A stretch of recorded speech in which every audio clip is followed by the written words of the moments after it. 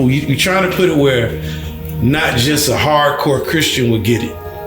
Well, I'm trying to bring about awareness to everybody who somebody who might not even be a believer. This is not a theological showdown, right. But put it where people can get it. Put it where people can get it by life experiences in the most cases.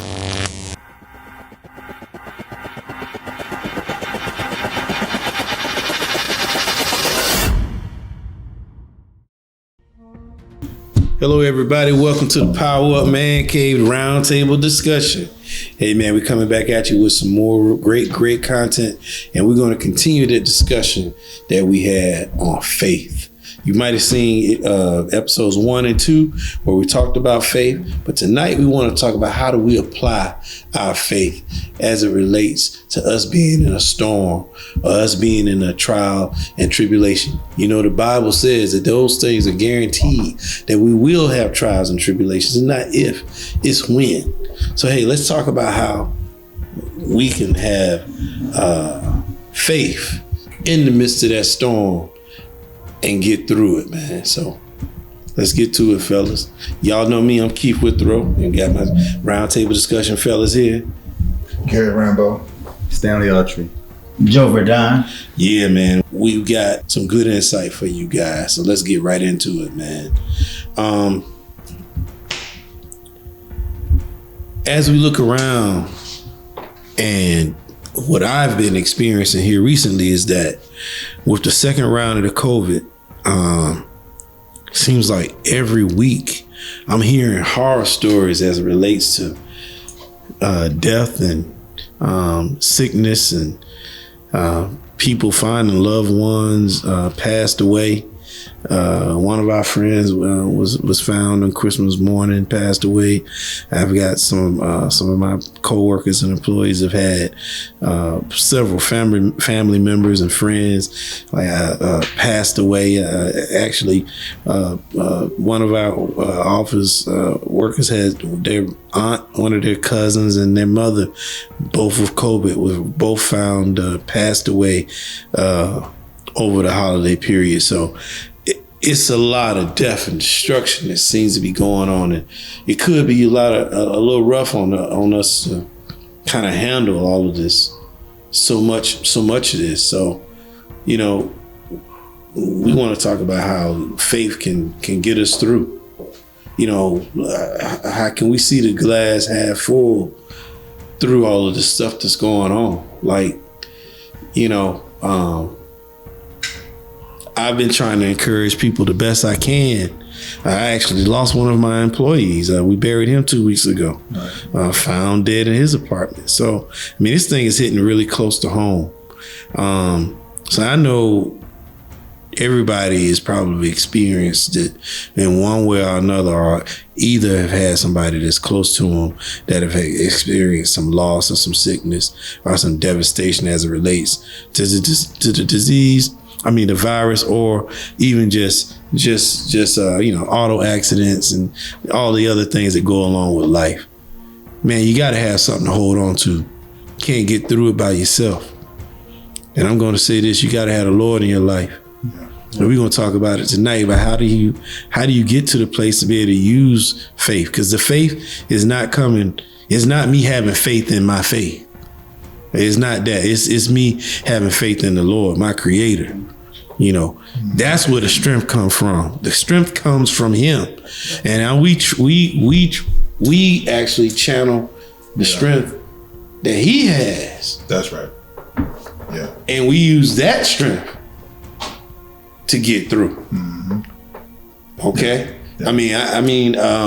I don't want to make it seem like, because I do use a lot of situations where I've talked about faith as it relates to business and how I live my life and just being an achiever. But, let's talk about when it looks like all hope is lost, and it's just death and destruction and mayhem going on. Yeah, I know. For me, I know I've mentioned it previously, in other videos and stuff, but like when I had the crisis with my wife, late last year going into, this year. When this first happened, I was just at work. I got a call, and found that, that my wife needed to be taken to the hospital. And so I rushed from work. I was in my car driving fast, and I'm trying to, get there as fast as I can. But of course, at the time I got, the devil's talking to me. He was like, probably pretty bad. I don't think she gonna make it. Right, a lot of negative. The deceiver coming in, the accuser is in my ear, he's in my head, talking to me in this moment, and I'm driving, at the same time I'm praying. I'm like, all right, Lord, I don't have nothing else. I ain't even seen her yet. Right. I don't know anything. All I know is I gotta get there, and I gotta, I need you to work this out. Yeah. Right. I don't know the details. I don't know. I ain't put my eyes on it yet. Right. But, I know that she's in your hands. You started going to the positive. Mm-hmm. And one of the things you said is that as you start thinking those naysaying and, negative thoughts, you did go to the right place. You went to prayer. Mm-hmm. So, in order for prayer to have any meaning, you got to ask. Mm-hmm. But then if you ask, you receive through faith. That's right. Yes. Now, faith is something you got to walk. It's not by sight. You got to walk through faith, right. not by sight. Right. Yeah. And so what you did is you started praying. Now, when you pray, you got to have no doubt. Right. If you doubt, and all through the Bible it talks about Jesus talking about if you doubt. Even in the Old Testament, it's talking about if you look back, you'll perish. That's right. There should be no doubt. That's right. See, doubt is kind of like ocean front or water, and it changes by the wind. When the wind blow, so does the wave of the water. Right. Right. Yeah. So we cannot have doubt in our prayer. You can't be going back and forth. You got to be committed. And through faith, true faith, you believe it, then you'll be received. But the test of faith is perseverance. Right. That's right. It is. So as you go and approach, this trial and tribulation one more time, Right. Right. There's always gonna be something. you went to the right place. You having doubt? Go to prayer. Right. And when you go to prayer, then you start asking for what you need. Lord, I need this to not be a problem. Right. If this is a problem, whatever it is, I need you to resolve it right now. Right. Even just ask for the strength to persevere and deal with the problem. Right. The one thing that we got to do, if you're a believer, you got to know that our posture has to be different when we get hit with this stuff. In other words, hey, okay, I got to go through this. I got to deal with it, because every time it's not just going to go away. See, that's what we want. Right. We want it just to go away. But guess what? Some of these things are not just going to go away. It's going to take time and effort, and it's going to be a process. But you know what I pray for mostly? Give me the strength, give me the mindset, give me what I need to go through this storm. And that's when the faith is activated, because it's activated actually during the process, not on the result. A lot of people think the faith part is how the results turn out. But just like Gary said, he hadn't even seen his wife yet to see the condition. His faith was activated in the drive. And like you said, when he started praying. And see, for many of us, we'll lose the battle of our faith in that neutral place of the process of where we can go negative or we can go positive. Right. He went positive by praying, and then started hearing the positivity back from God. You don't even have nothing to base it on. Why would you go negative? Right. But so many of us can go negative just because our mind and the enemy will lead us to start thinking the worst instead of the positive. Now, speaking of faith, actually, Hebrews 11, it's actually known as the book of faith, But Hebrews 11:1 says, now faith is the substance of things hoped for and the evidence of things unseen. So in that case, believing. That's right. I can't see what's going on with her, but Lord, I know you have her. That's right. I know you have her. That's right. So, and even at that, it's spiritual warfare. That's right. And then, again, Scripture talks about that. Because honestly, when I speak or we think we speak of Scripture, we're not just trying to sound holier than thou. Right. We're trying to give you some tools to be able to fight all these crises that's gonna hit you in the mouth.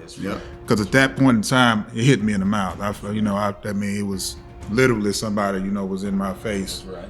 And I was hit right square in my face. Right. Because I'm just going to work. That's right. I'm sitting at my desk. I've been there 5 minutes. Get the call. Boom. Right. Gotta go. That's it.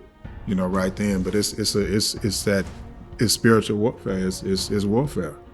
You got to buckle down. You got to be ready to. It's almost like what we used to call in the Air Force being in this constant state of readiness, meaning you don't know what's going to come about. You don't know where the front is going to be. You don't know where the battle zone may be. We used to have to have certain things always ready to go. We had an A bag. A bag is a big green bag, and it basically has your chemical warfare gear in there. It has 2 sets of uniforms. You have certain things that you have a checklist that you have in that A bag, and it stays in your closet. It's ready to go. So if you have to get the call, you got to go jump out and go on and get in the aircraft and take off to God knows where. That you have the basic stuff that you need in your A bag. Well, that's the way it is when you're a believer. Like if you don't have to sit up and remember the whole Bible. Read it. And guess what? Spirit will help you to remember. Once you get it in you, it'll come back up because it's planted in you. It'll come back up when you need it. Read Proverbs, read certain scriptures, read Psalms, read certain scriptures that can help you. So when you get hit in the mouth with this stuff, and believe me, we've all been hit with something. And most of us are old enough now where we've been hit with several things. I've been hit with all kind of financial stuff, business stuff, family crisis, all kind of stuff. Now this is a new one. My wife I'm gonna let it out now because it's public information. My wife has battled cancer, and that's been a heavy duty battle because I have never, except for when I had COVID and my mom passed away from COVID. This is close proximity to have to deal with cancer and chemotherapy and surgeries and stuff. So this is a new battle for me. This is new for me to be there and be along in the fight with her as she fights off this terrible, terrible cancer, the big C. Okay, so this is a new fight. But I did know this when she told me and informed me of her prognosis and diagnosis that I knew. I said one thing to her. I said, "Hey, do you know how to fight?" I asked her, "You know how to fight?" She looked at me kind of crazy, like, "What is this guy talking about?" I said, "Yeah, because you got to know how to fight now. Remember, I've been telling you about fighting, and if you knew how to fight in the physical, could you handle yourself in the physical? It's the same thing, but now it's just in the spiritual. The fight is in prayer. The fight is in belief. The fight is in the faith. The fight, that's how you fight. It's a new kind of fight. You're not physically fighting with your hands. You're fighting on your knees and you're fighting in your prayer. You're fighting with positive. You're fighting with affirmation. Yeah, that's the fight. So I asked her this because I wanted to challenge her. I got in her personal space even when I asked her that. Can you fight? It's almost like somebody questions, like if I come up to you and say, "Hey, man, can you fight?" You can back up and say, "Yeah, I can fight." That's a challenge. Right. And I wanted to get her in the thought process of a challenge to say, okay, this is it. Like, this is the deal. The rubber's meeting the road right here. We're in a fight right here, right now. And I got your back. We're going to get back to back on this thing. My job is when you start to feel weak or if you start to seem doubtful, my job is to shore you up, lift you up, get back to back, keep you propped up. If I got to carry you and put you on my back, put you on my shoulder, whatever I got to do, that's my job. That's what you got to do. So in a sense, you become her wingman. So she started getting a little bit low, you got to get her back up. Right there. But I can tell you that disease, man, it demoralizes a person. So the treatment sometimes is worse than the disease. Yes. the actual cancer, she might not have even had any symptoms. She had it. But once they give her the diagnosis, then all of a sudden, the reality of it, and there's all sorts of processes that go on, denial, that you even got the disease. Maybe it's a bad diagnosis. The doctor didn't know what he's talking about. The radiologist didn't know what they were talking about. You got all sorts of excuses that people make before they go on to accepting the fact that they're going to have to get therapeutic modalities, that they're going to have to actually engage. Now, after they start going through that and accept that, then the doubt becomes because the treatment actually caused you symptoms. Yes. The cancer caused you no symptoms. You just have to notice something, a nodule or little, coughed up blood or threw up some blood, had blood in your stool. Whatever the initial symptom, it was minor. But now the treatment is major. Right. And the treatment brings about doubt. Yes. You start feeling, I'm not gonna make it through it. This is too much pain and suffering. And then that's when the wingman got to come in and say, no, honey, we're gonna make it through it. Right here. We're gonna fight this. That's right. And spiritually, if you stay strong, then it'll keep the flesh going. Yes. But without the spirit, now they went through a whole host of people and they tried to find out why some people had grave diagnosis. And this is retroactive studies. So they're going back to people who've had bad disease, but they survived. Right. Now, truly, only about 2% of people survive, terminal malignant cancer. So you go back and ask those people, and what got them through it? And they always had faith base. Yes. So how do you get through it? You got to have faith without doubt. That's right. People said, well, I know I couldn't leave here until my kids got to be older. So That's right. therefore, cancer ain't got no power over me. That's right. Well, I knew the spirit was going to cure this. They were already cured before they even got the disease because their faith was so strong. So out of these 2% who survived catastrophic cancer, it was all faith when they went back. Now, sometimes it wasn't always religious faith, but the majority of the time it was. Right. Sometimes it was some other motivating faith. Right. Like, let's say I got to stay around for my kids. That's right. But the majority of the 2% who survived catastrophic disease that they shouldn't have survived based on what we know, as far as the technology of it and the prognosis, was faith-based. Yes. And so, that's where prayer come in. That's right. So prayer comes in and you got to have no doubt. Yes. You got to accept the prayer. Right. When you make it. I knew she was going to be okay. And I said, it's just a process. I kept telling her, it's just a process. Right. We got to go through we got to go through this desert.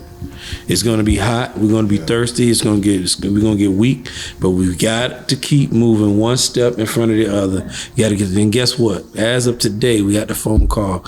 They checked out all of the lymph nodes and they did pull samples when they went in and did the surgery. And guess what? Zero. Zero. No. Nothing. Zero. All gone. All gone. Zero. That's the power nothing. of prayer. That's the power of faith. See, you got to claim it, man. You have to I know it sounds crazy. Now I'm gonna say this.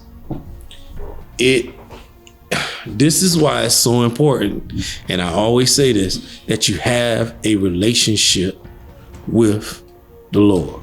Mm-hmm. See, it's more than just worshiping at church. It's more than saying you're a Christian. It's more than that. This is how you build up the strength. Because if you have a relationship, if we're friends and I know we're friends and we go into an area and there's trouble, like I know which ones of my friends that I can say they're not going to leave me. They're not going to forsake me. They're not going to, even if we have to take flight, if we got to fight our flight, sometimes it's smart to flight to get up out of there. Okay. I know you won't leave me. Mm-hmm. If we have to make a break for it, we make it a break together. Mm-hmm. So that's the same thing you have to be with the Lord. You have to build up your faith, and you have to pay attention enough, as we talked about in the last episodes, to know, you know what? He's not going to leave me out here like this. Like, I just believe, even if I have to go through this, even if it don't come out the way I want it to come out, I just know that even if I got to go through something, because sometimes it don't come out the way we want it to, right? Right. Let's just not sit here and be in a wonder, you know, Keith in Wonderland here. But there's a purpose behind everything. That's another reason you have to say, well, whatever your will is, Lord. That's right. I always incorporate that. Yep. Yeah, I have what I want. You know, you may have your prayer that you want, but you got to also say, Lord, whatever your will is, let it be done. That's right. And that's why I always put in the part, you give me the strength to deal with whatever that may be. That's right. Right? Right. And that Because- shows our growth too, because our growth comes in when we start wanting our desires to be his will. So it's a whole process in itself of trying to get to a place in where our desires as we get closer to God is one and where our wants is what he wants. Yeah, that's right. Then when whatever we're asking for, it's already done. Right. Even the more because it's what God was doing anyway. That's right. Versus when we further apart, It's his program.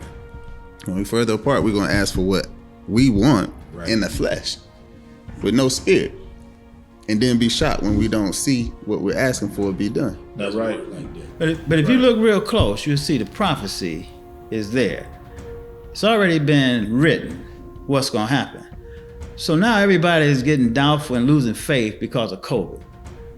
But COVID has been written in the Word 2,000 years ago. And yet here it is. Well, do you believe it? I'm a physician, so here I am. Okay, my brother called me and said, well, man, you know, you're at a risky job now. I said, yeah, but you know, this is what I do. Right. Well, what do you expect? I don't expect if I'm going to get COVID. I expect when am I going to get COVID? Right. And I get it, but I declared the victory through faith without doubt that, yeah, I probably will get COVID, but you know what? I'm going to fight it and I'm going to win. That's right. And when I couldn't breathe, I just kept the faith. See, because prayer is something you can't have doubt about. Yeah. You got to have faith and you got to move forward. So cancer was like that. You know, people didn't even want to go get the diagnosis of cancer. They know something is wrong because cancer is associated with death. Right. So they just say, I'm not even going to go investigate. But that's when your faith got to kick in. That's right. And you know, if you're faith-based, then basically you've already won the battle. And if it's not meant for you to survive here on earth, then there's a better place for you. That's right. You can join Jesus in one of my Father's mansions. Yeah. I mean, if you were to have a catastrophic event due to you serving others through faith,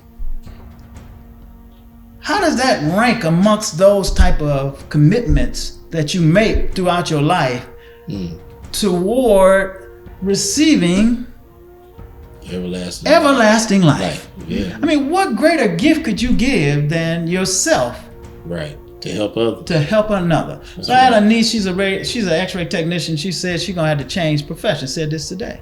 And I said, in the midst of catastrophic events, as you serve others, this is a gift that our family has been given. We gotta work this gift Right. through faith. We were given this gift right. through faith, through prayer. Right. And we gotta work through it till the end. And if you give up, then that's when you're doubting your faith. You can never doubt your faith. Just keep on. And if anything happens, then, you know, you get the ultimate gifts. All these battles and trials and tribulation. What is the ultimate gift? What is the purpose of your life? Everlasting But life. that's because so many people are still tied to this world. Like all the riches, all the desires they hope for is what they can see tangibly here on earth. Right. Right. And their goal isn't about the afterlife. But when your goal and when you settle to realize, like what you said, the greatest gift you can give yourself is where you go from here. Right. Then it's not all about what happens here in terms of staying here and being so attached to Right. the life that you can create here versus letting your life be a full sacrifice. right. That's what we see Jesus as. That's right. We say we're supposed to be like him, but right. then we don't want our life to be a sacrifice. That's right. How can we be like Jesus and not sacrifice our life? After all he's done for us. Right. Right. Well, That's everybody all- wants to that's go to all. heaven. Our but nobody salvation wanna is die. through Jesus. That's right. The word does That's speak of being a living sacrifice. That's it. Unto Absolutely. the Lord does say that. So you can talk the talk, but can you walk by faith? Join us next week as we continue the discussion on applying faith. And don't forget to like, share, subscribe, and hit that notification bell. See you next week.